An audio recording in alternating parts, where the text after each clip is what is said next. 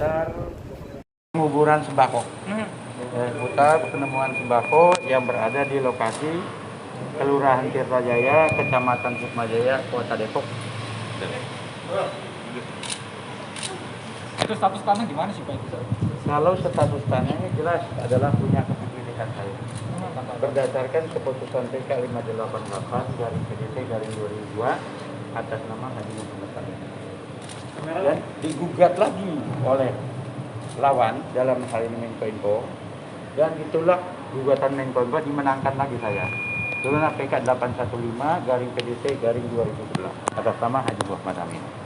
Kemudian saya laksanakan eksekusi pada tanggal 17 September 2013, yang mana berita acara eksekusinya dibunyikan bahwa tanah-tanah sengketa telah saya serahkan secara resmi kepada pemohon eksekusi Rudi bin Haji Muhammad Samin selaku pemilik yang sah.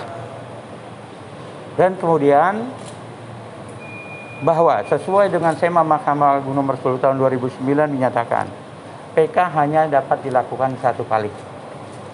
Ya, sesuai dengan Undang-Undang Mahkamah Agung nomor 45A yang menyatakan apabila PK dilakukan lebih daripada satu kali, dua kali, dan tiga kali, maka pengadilan tingkat pertama menolak permohonan PK tersebut, dibuatkan penetapan tidak perlu dikirim ke Mahkamah Agung. Berarti gugatan lawan kepada saya sudah tidak mempunyai sudah tidak ada celah hukum lain lagi, bahwa gugatan kepemilikan tanah sah adalah punya Rudi HM Samin, dan berita acaranya juga ditandatangani oleh pengadilan, ditandatangani dengan camat, ditandatangani lurah, ditandatangani dengan Polres, ditandatangani dengan Kodim, dan seterusnya. Gitu. Pak, pada saat dilapor tadi ke Bareskrim, nanti apa tahapan selanjutnya? Kan ini JNE katanya timbun di situ JNE kan? Ya, jadi begini. Kalau tadi saya ke Bareskrim, sekarang saya habis diminta keterangan, di interview, tidak menyangkut permasalahan tanah, tidak menyangkut permasalahan kepemilikan saya, tapi menyangkut permasalahan ada barang, ada sembako yang bantuan pemerintah, dalam hal ini adalah BUMN atau dalam hal ini adalah Bulog, yang ditimbun di lokasi tanah saya. Sekitar itu saya ditanyakan. Ya, ada berapa pertanyaan, Pak? Ya? Ada berapa pertanyaan? Ada pertanyaan sekitar 11. 9. Ada 11 pertanyaan. Apa saja, Pak? Ya. Apa saja? Ya, tadi sekitar awal saya menemukan itu, sampai terjadi pengangkatannya, sampai terjadi saya buat laporannya, sampai itu perjalanan itu saja. Ditambahkan sedikit hanya sebagai surat kepemilikan saya. Sejak pukul berapa tadi, Pak? Ya, saya datang sekitar berapa tuh? Jam berapa ya? Jam 2-an ya. Jam 2 sekarang baru selesai. Baru pas selesai saya langsung turun karena saya udah ditunggu begini ya. Kesian juga terlalu lama nunggunya. Jadi ya saya cepat-cepat pulang. Dan di sini pun habis ini masih ada lagi yang ditunggu di sana gitu. Berarti hanya sekitar Ya. pertanyaannya seputar intinya apa berarti, Pak? Intinya bahwa sembako yang dipendam, sembako yang dikubur di lokasi tanah saya yang dilakukan oleh pihak JNE adalah telah melanggar hukum, itu intinya. Ya. Dan JNE pun dipanggil ke sini juga tidak datang. Oh, tidak datang hari ini. Sudah dipanggil, tidak Hari datang. ini, Pak? Hari ini dipanggil? Iya, hari ini dipanggil. Dari kemarin sudah tidak datang. Intinya bahwa pihak JNE tidak bisa menunjukkan bukti-bukti atau dokumen-dokumen yang tentang pemusnahan atau penguburan sembako yang di Kelurahan Tirtajaya, Kecamatan Sukmajaya, Kota Depok, di lokasi tanah milik saya. Itu kan tanah milik Bapak. Ya. Kenapa bisa dilakukan penguburan di situ? Emang nggak ada penjagaan atau bagaimana? Ya, begini, bahwa tanah di tempat saya itu kan cukup luas. Luasnya seluruhnya 42 hektar. Ya. Nah, itu adalah sebagian kecil. Nah, kemudian karena sebagian kecil ini, bahwa pihak JNE ini dibackingi oleh oknum, ya, sehingga dia berani. Selama 9 tahun, pihak JNE tidak pernah membayar kepada saya dan izin juga tidak pernah, ya.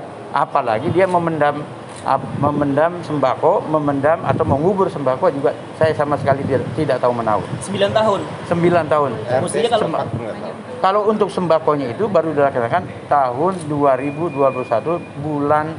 sekitar bulan Maret. memang nggak ada orang yang jaga di sana atau pergerakan yang tidak terpantau oleh timnya Bapak. Begini, karena mobil pemendaman penimbunan itu adalah dihalangi oleh mobil rapat parkir. Maka dia menyewa orang-orang situ yang tugas sehari-harinya adalah penggali kubur. Ya, penggali kubur dia bayar 1,5 juta, yaitulah saudara Dudung, ya. Penggali kubur dengan 1,5 juta dengan alasan untuk speed tank. Ya, alasannya untuk speed tank, bukan untuk menimbun sembako, tapi alatnya untuk speed tank. Ya. Pak, pada saat dikubur situ Bapak nggak tahu Pak infonya? Jangankan saya, RT setempat aja yang dekat rumahnya itu nggak tahu, gitu Pak. Apalagi saya yang agak jauh. RT setempat, lurah yang tiap hari lewat di situ juga tidak tahu. Artinya pemendamannya lingkungan gitu. Yang menggali lubangnya adalah orang lain, yang memendam juga adalah orang lain. Jadi perlu dipertanyakan, ada apa sebenarnya? Kalau dia mengatakan barang itu sudah diganti dan ini menjadi milik JNE, ini kan barang negara, barang pemerintah. Tidak semudah apa yang dia katakan, oh ini rusak saya ganti dengan baru, itu tidak betul. Ada berita acaranya, ada pemberitahuannya. Pak Rudi, kalau seandainya nanti JNE katanya akan menggugat Bapak, apa respon Bapak? Itu resikonya mereka, ya, resiko mereka atau hak mereka untuk menuntut saya, nggak apa-apa. Saya seperti barang buktinya ada, ya, ada semua, dia pendam di tanah saya, malah kita senang digugat sama dia, ada perlawanan hukum gitu, nggak apa-apa. Mau siapapun dia pakai lawyernya nggak apa-apa. Ya, silakan. Bapak sebelumnya JNE bantah kalau itu adalah bantuan presiden. Pertama kali Bapak menyebutkan itu indikasinya dari apa Pak? Begini, mau bantuan presiden atau mau bantuan Kemensos atau mau bantuan yang lainnya, itu adalah barang milik negara. Di situ tertulis adalah BUMN dan Bulog. Apa bedanya bantuan presiden dengan Bulog, dengan BUMN? Itu kan semuanya milik uang negara. Uang negara yang dibeli dari rakyat, dari pajak rakyat. Dia harus bertanggung jawab, tidak seenaknya. Kalau memang dia bilang kehujanannya di mana? Harus jelas. Pada saat kehujanan dia ada berita acaranya. Tidak main tuker ganti selesai, nggak bisa seperti itu. Bapak kemarin saya wawancara Bapak bilang ada backingan dari oknum. Ya. Sebenarnya siapa oknumnya? Bapak mendapat indikasi itu dari mana? Ya, bukan mendapat dari mana. Memang saya tahu di backing berkali-kali JNE itu saya somasi. Ya, 5 tahun yang lalu juga saya somasi. Kemudian kemarin juga belum lama juga saya somasi. Bahwa setiap saya menagih meminta uang kepada JNE sesuai dengan dia memakai tanah saya, selalu membawa nama inisial I dan Oknum mana Pak? oknum TNI, ya, oknum TNI berinisial S dan inisial I. Semua orang-orang yang di situ yang berjualan di situ, sekitar 50 kios yang berada di lokasi itu bayar kepada oknum tersebut. Padahal itu tanah Bapak. Padahal itu tanah saya. Kenapa?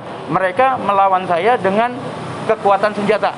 Pada saat dia merebut dari saya, oknum tersebut, dia kerahkan panser, dia kerahkan pasukan TNI dengan berlaras panjang, hanya melawan Rudi Samin sendiri.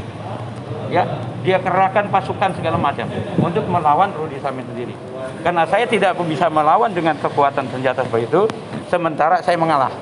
Ya, saya mengalah. Kemudian saya lihat timingnya, pasnya, politiknya kayak apa. Nah, di bulan Maret kemarin, tanggal 25 Maret, saya rebut kembali. Ya, 25 Maret kemarin saya rebut kembali. Artinya oknum tersebut sudah tidak lagi ikut campur di dalam masalah tanah saya. Jadi saya baru menguasai kembali bulan Maret 2022. Dari 9 tahun lamanya itu atau 5 tahun lamanya? Ya, dari mulai 2014.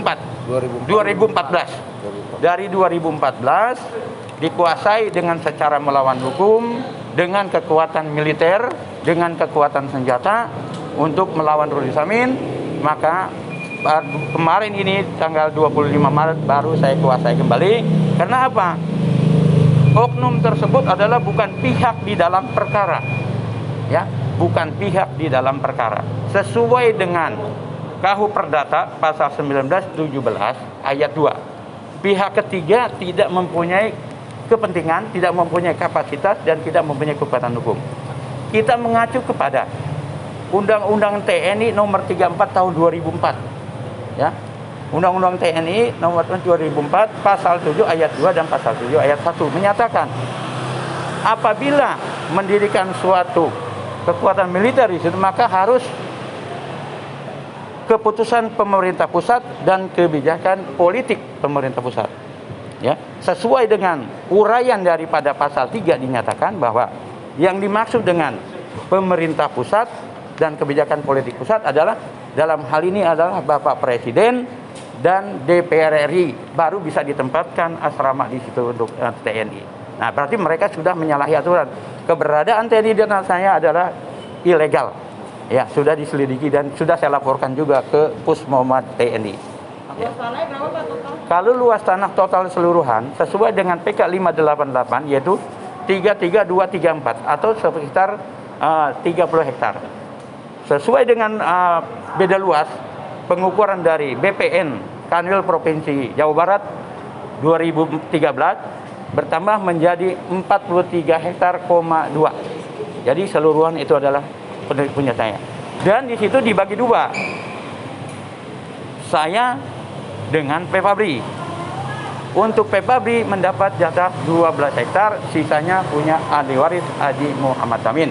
Yang sekarang itu adalah yang dipergunakan secara melawan hukum oleh JNE adalah milik bagian saya, dan untuk yang Pepabri berada di sebelah paling ujung. Sudah SHM, Pak? Saya sudah mengajukan. Saya sudah mengajukan 2014 ke BPN Depok, Kanwil BPN Pusat sedang berproses SHM berdasarkan keputusan yang telah mempunyai kekuatan hukum tetap.